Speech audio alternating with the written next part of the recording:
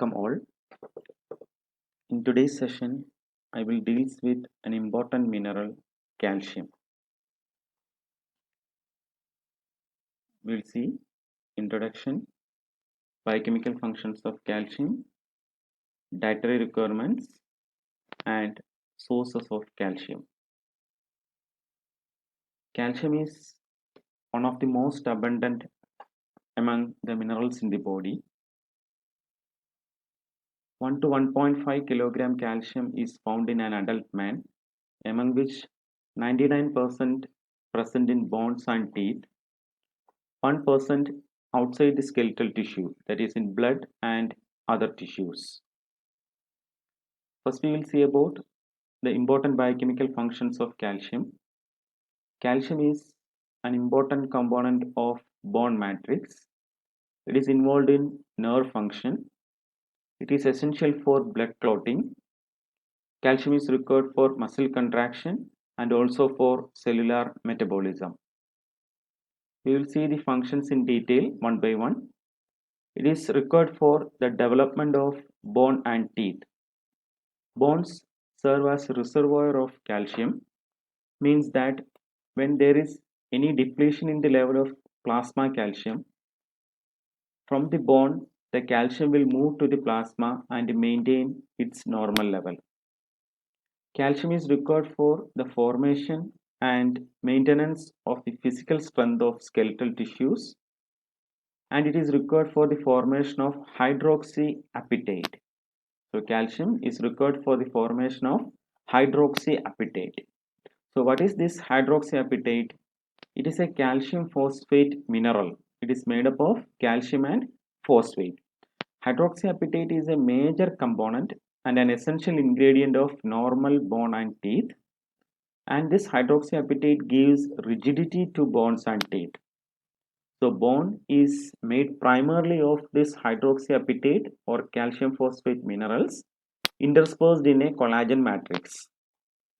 65 to 70% of the mass of bone is hydroxyapatite, and 70 to 80% of the mass of dentin and enamel in teeth is hydroxyapatite. Another important function of calcium is its role in muscle contraction. Calcium interacts with troponin C to trigger muscle contraction. So troponin is a cross-linking protein found in association with actin. Actin and myosin are the structural proteins of muscles. And this troponin consists of 3 polypeptide chains: troponin I, troponin T, and troponin C. So troponin C is a calcium binding polypeptide. So this calcium that interacts with this troponin C to trigger muscle contraction. So calcium also activates ATPase. So what is the role of ATPase? One example is myosin ATPase enzyme, which can hydrolyze ATP and it provides energy for actomyosin contraction. So in muscle contraction, energy is required. That energy will be provided by ATP molecule, and that hydrolysis of ATP will be done with the help of some enzymes, and that enzymes are activated by calcium. Say for example, myosin ATPase enzyme which hydrolyze ATP and provides energy for actomyosin contraction. So this is in such a way that ATP combines with water molecule to give you ADP plus inorganic phosphate, and that releases the energy, and that energy can be utilized for muscular activity. So calcium increases the interaction between actin and myosin and mediates excitation and contraction of muscle fibers. Next important function is its role in blood coagulation. Calcium is required for coagulation factors to bind to the phospholipid surface of platelets. So it is a process involved in blood clotting reaction. Actually, the process is in such a way that the platelets and injured tissue releases thromboplastin, which initiates the formation of enzyme prothrombinase in the blood. You can see here the injured vessels, so that activates prothrombin activator. Okay, so this prothrombinase enzyme in presence of calcium that converts prothrombin to thrombin. So inactive plasma protein prothrombin is converted into active thrombin with the help of enzyme prothrombinase along with calcium molecule. The thrombin converts soluble fibrinogen to this fibrinogen is converted to in insoluble fibrin, that is with the help of this thrombin. So these fibrin fibers enmesh platelets, blood cells and plasma to form clot. So the prothrombinase in presence of calcium ion converts inactive plasma protein called prothrombin into active thrombin. Next important biochemical function is its role in nerve impulse transmission. Calcium is necessary for the transmission of nerve impulse from presynaptic to postsynaptic region. So synapses are the neuronal junctions, and you can see here this is the presynaptic cells and this one is the postsynaptic cells. So here you can see this is an axon terminal and synaptic vesicles are also there, and this synaptic vesicle consists of neurotransmitter. They are nothing but the endogenous chemicals acting as signaling molecules enables the neurotransmission. So here you can see a voltage gated calcium channel and also in a receptor for neurotransmitter in postsynaptic cells, that is a ligand gated ion channels. So when nerve impulse or action potential arrives at the axon terminal, it activates voltage gated calcium channels in the cell membrane. Calcium, which is present at a much higher concentration outside the neuron than inside, rushes into the cell. So calcium allows synaptic vesicles to fuse with the axon terminal membrane, releasing neurotransmitter into synaptic cleft. So this neurotransmitter binds to the receptors on target cells, in this case causing a positive ion to flow in. So this is how calcium involved in the neuronal transmission or nerve impulse transmission. Another important function is calcium is essential for membrane integrity and permeability. So calcium needs to stabilize the permeability of cell membrane. Without calcium, what happens is that the cell walls are unable to stabilize and hold their content. So calcium ion in combination with phospholipids and proteins in cell membrane plays a vital role in maintenance of membrane integrity and in controlling the permeability of the membrane to many ions. So remember that calcium is an essential component in membrane integrity and permeability. Another important function is the activation of enzymes. Calcium needed for direct activation of some enzymes, say for example succinate dehydrogenase, pancreatic lipase, ATPase, etc. These are activated by the direct involvement of calcium. Next important function is calmodulin mediated action of calcium.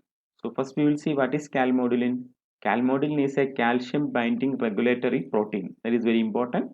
Remember, calmodulin is a calcium binding regulatory protein. Its molecular weight is 17,000, and this calcium calmodulin complex that can activate some enzyme.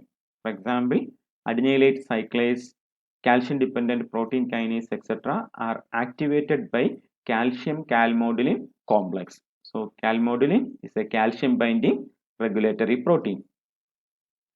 So this calcium can also act as intracellular messengers. So it can act as the second messenger for some hormonal actions. So epinephrine in liver glycogenolysis that exert their action through the mediation of calcium. There are actually three different types of hormones: steroid hormone, protein hormone, and amino acid derived hormones.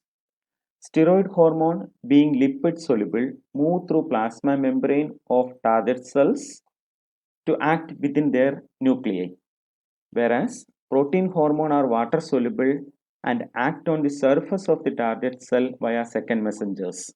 So protein hormone cannot pass through the hydrophobic plasma membrane of the cells.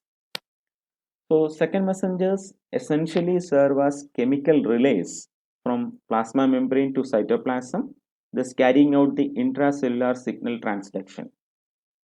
These molecules that relay signals received at receptors on the cell surface from protein hormones. Second messengers also serve to greatly amplify the strength of signal.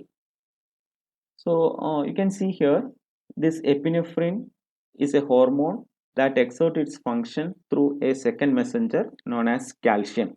Okay, so this is actually an amino acid derived hormone. So steroid hormones includes estradiol, testosterone, aldosterone, cortisol, etc. So you can identify them, which may be ending in all or on, estradiol, testosterone, etc. All these are steroid hormones. Whereas the amino acid derived hormones are derived from, say, for example, tyrosine or tryptophan that include epinephrine, norepinephrine, etc.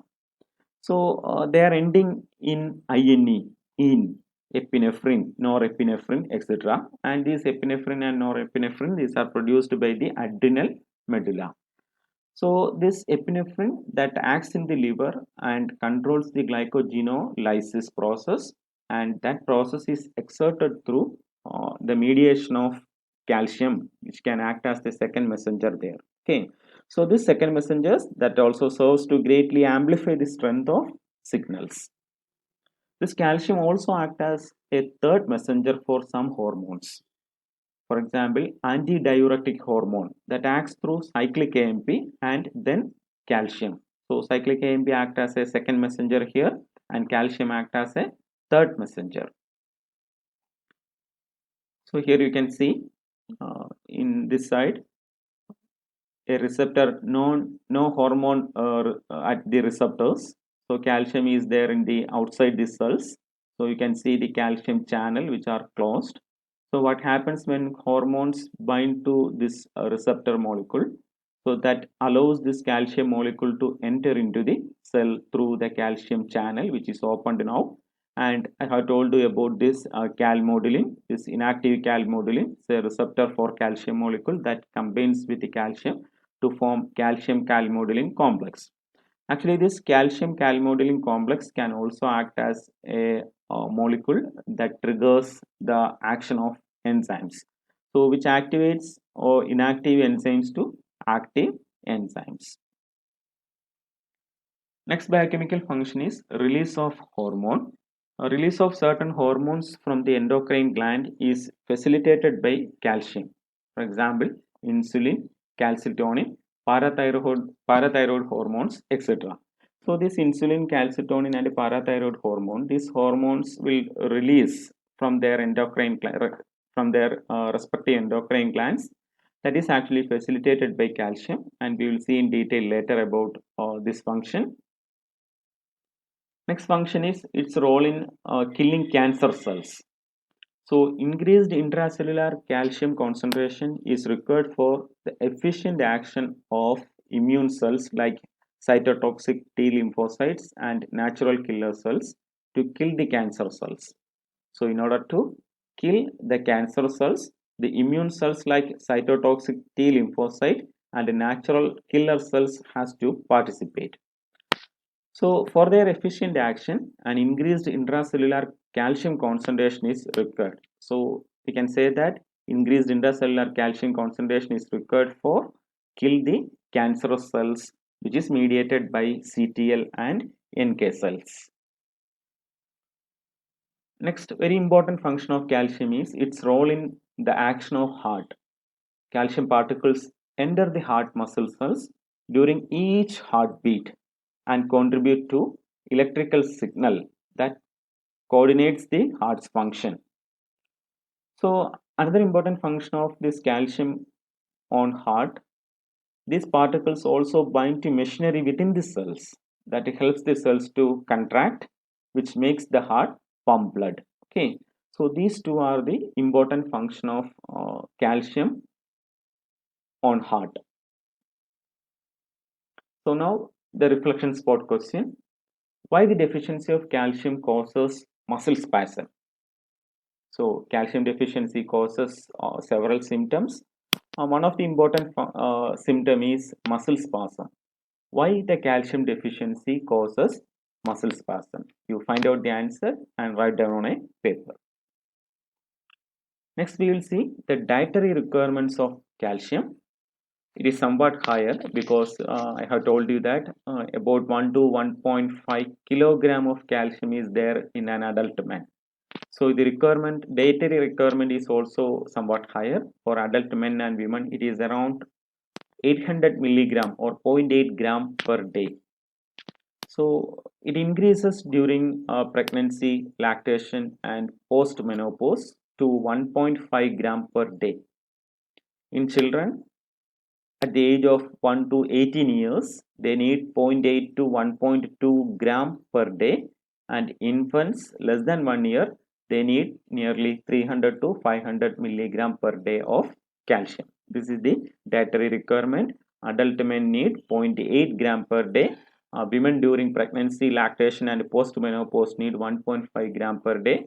Children of 1 to 18 years old required 0.8 to 1.2 gram per day, and infants less than 1 year, they need 300 to 500 milligram or 0.3 to 0.5 gram per day. Now we will see what are the important sources of calcium. Obviously, the most important sources of calcium are milk and milk products. So calcium is abundantly found in egg yolk, fish, beans, cabbage, and green leafy vegetables. So there is a recap. What are the major functions of calcium? Calcium is required for the development of bones and teeth. It is essential for muscle contraction. It is required for blood coagulation. It plays a very crucial role in nerve impulse transmission. It is essential for the maintenance of membrane integrity and permeability. It is required for the activation of enzymes, and calmodulin mediated action of calcium is also there, which can also triggers the action of some enzymes. Calcium can act as an intracellular messenger, which can act as the second messenger or third messenger for some hormonal action, especially the hormones of amino acid derived or protein hormones. And it also facilitates the release of some hormones from the endocrine gland like parathyroid hormone, insulin, etc.